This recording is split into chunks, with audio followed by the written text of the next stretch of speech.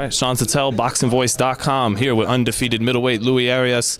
That's an undefeated middleweight now, not a super middleweight anymore. Yeah, man, I should have been a middleweight this whole time, but it took me a little while to get down there, and now I'm a middleweight. So I've been making the weight no problem. I'm pretty much on weight right now, and Saturday night I prove I'm one of the best middleweights in this division. Now, a lot of people have seen you coming up back when you were with the money team and on a lot of big undercards. Where are you right now at 27 years old versus the guy that was coming up? I'm a lot better. I'm a lot smarter. I'm wiser. Life lessons, they teach you a lot of things, and I learned a lot about myself. I learned a lot about the business.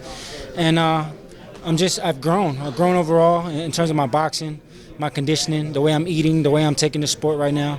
I take it seriously. It's my life. And Saturday night, it showed a big difference of who I really am. Similar question. At 27, what makes you 17-0 right now? What do you think your strengths are as a fighter? How would you describe yourself in the ring? I'm a boxer puncher, but I like to punch. I like to break my opponents down. I like to get them out of there. You don't get paid overtime in this game, so I like to break these guys down. Come Saturday night, you'll see a little bit of it. But the good thing about me is, if I hit you and you can take it, I can box you all night. If I hit you and you can't take it, I'm gonna jump on you and get you out. So I'm ready to prove it and show it on Saturday. Now this is maybe something of a step-up fight. The guy's 18-1. He's ranked. Sometimes we see guys when they come up, the better the competition, the better the performances. Why is that? And do you think that's what could happen here on Saturday? Yeah, 100%. All these guys that I've been fighting, they've been coming in as opponents. So their main goal is to try to just make it to the 10th round. They're not trying to win the fight. They're just not trying to get knocked out so that they can fight again in a couple weeks. So he's coming to fight. He's going to come to win, and he's going to make mistakes, and I'm going to make him pay for them. Let's say you get him out of there within 4 or 5 rounds, really impressive performance. What do you think that would do for you going forward? It's going to put my name out there. My goal is to knock him out. I don't plan on going 10 rounds. If I have to go 10 rounds, I'm ready for it. But I'm coming to make a statement. The best way to make a statement is just flatlining him and knocking him out. So once I knock this guy out, stop him, I win the fight, I'm coming after the big names. I felt like I already should have been in the mix with these names, but Saturday night I proved why I should be. What do you think of those big names? Who's the best middleweight in the world at 160? Canelo, Daniel Jacobs, Gennady Golovkin? You got to give it to Golovkin. Obviously he has all the belts. Canelo hasn't really even fought at 160, so I'm not. If you haven't fought at 160, I can't say you're the best at the middleweight. You ain't even fought at the weight. So you got to give it to Golovkin.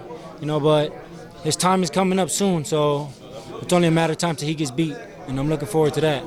Do you think Golovkin beats Canelo? We got to wait and find out. If you had to make a pick.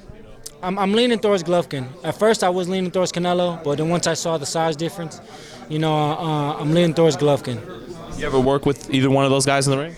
No, I haven't. Now, I got to ask you about... Be happy, though. I should be glad. What if they called you and wanted some of that sparring work? I would have been there for a couple weeks, and then they would have did the same thing that every other champion has done. Stop using me the last 2-3 weeks, so... You expand on that a little more? Who are maybe some names if you can name them? No, I've worked with a lot of champions. I've worked with Lara, Floyd, Charlo, Ishe when he won the belt, Chad Dawson when he had the belt. A lot of champions. I've been in camp with a lot of them, and they usually don't tend to use me that last week. Because of the kind of good work you're... I'm just good. When you fight an undefeated guy like me or an undefeated guy coming up, I take these sparring sessions, serious. Especially when you're sparring world champions. So as the camps go on, I get better, I get sharper, and then as a champion, you're supposed to slow it down, so you don't even want tough work that last week. So, I know my role. I just come and get those guys in shape, and once they're in their shape, they just, they tune out.